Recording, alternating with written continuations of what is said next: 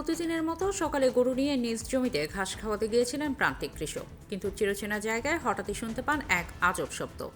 একটু কাছে যেতেই বুঝতে পারেন মাটির নিচ থেকেই ভেসে আসছে বিকট আওয়াজ, যা আগে কখনো এখানে শোনেননি তিনি। খানিকটা ধীর হয়ে বসেও কোনো কিছুই আন্দাজ করতে পারছিলেন না। পরে বাড়িতে ফিরে সবার সঙ্গে বিষয়টি শেয়ার করেন তিনি। আজব এমন খবর শুনে বেলা বাড়তেই মাঠের শব্দ শুনতে জড়ো হন উৎসুক জনতা। আর উপজেলা প্রশাসন বলছে, জনতার প্রত্যাশা অনুযায়ী সার্ভের বিষয়ে ঊর্ধ্বতন কর্তৃপক্ষকে অবহিত করা হবে। পটুয়াখালীর কলাপাড়া উপজেলার বালিয়াতুলি ইউপির বড়পাড়া গ্রামের আশুক আলী মৃধা বৃহস্পতিবার ৩০ এপ্রিল সকাল ৭টার দিকে নিজ জমিতে গরু চড়াতে গিয়েছিলেন, কিন্তু সকালে নিজের দোকানকে বিশ্বাস করতে পারছিলেন না। কয়েক দশক ধরে চিরচেনা স্থানে আজ মাটির তলদেশ থেকে ভেসে আসা শব্দে কিংকর্তব্য অভিমুখ তিনি। তাই অন্যদের ডেকে দেখালেন কি এমন রয়েছে মাটির নিচে তার চাষের জমিতে। এখানেই শেষ নয়, এরপরে কোদাল দিয়ে পরীক্ষা করতেই শব্দের তীব্রতা বেড়ে যায় আরও কয়েক গুণ। আর মাঠের আশপাশ থেকেও বের হতে থাকে বুদবুদ লাগাতার একই রকম শব্দ। তাই এখন স্থানীয়দের মাঝে সন্দেহের দানা বেঁধেছে কি আছে মাটির তলদেশে। খনিজ সম্পদ নাকি প্রাকৃতিক গ্যাসের খনির উপস্থিতি, এ নিয়ে সবার মনে এখন একই কৌতূহল। নাকি মাটির নিচ ভেঙে পড়বে, এমনই অজানা আতঙ্কে ভুগছেন বড়পাড়া গ্রামের বাসিন্দারা। এমনকি আতঙ্কিত হয়ে পুলিশের জরুরি সেবা নম্বরেও কল করেন গ্রামবাসীরা।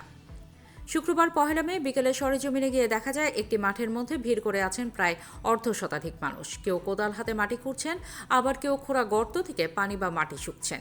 সবারই কৌতূহল কি আছে মাটির নিচে।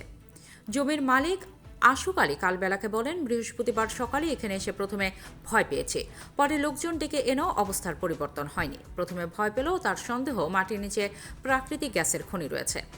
স্থানীয় আব্দুর রশিদ মৃধা কালবেলাকে বলেন, খবর পেয়ে মাঠে এসে কোদাল দিয়ে মাটি কেটে ভেতরে কি আছে দেখার চেষ্টা করছিলাম, কিন্তু মাটি কাটার সময় নিচ থেকে আরও জোরে বিকট শব্দ বের হতেই আমরা সবাই ভয় পেয়ে যাই।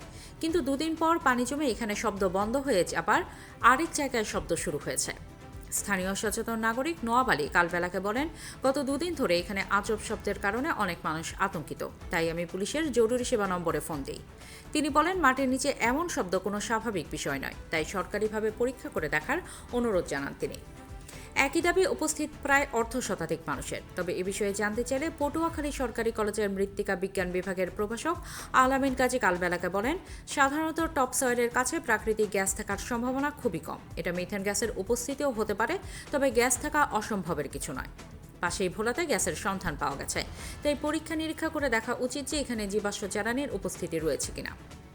কলাপাড়া উপজেলা নির্বাহী কর্মকর্তা ইয়াসিন সাদিক কালবেলাকে বলেন, ওখানকার মানুষের যে চাওয়া সে অনুযায়ী কর্তৃপক্ষকে বিষয়টি অবহিত করা হবে।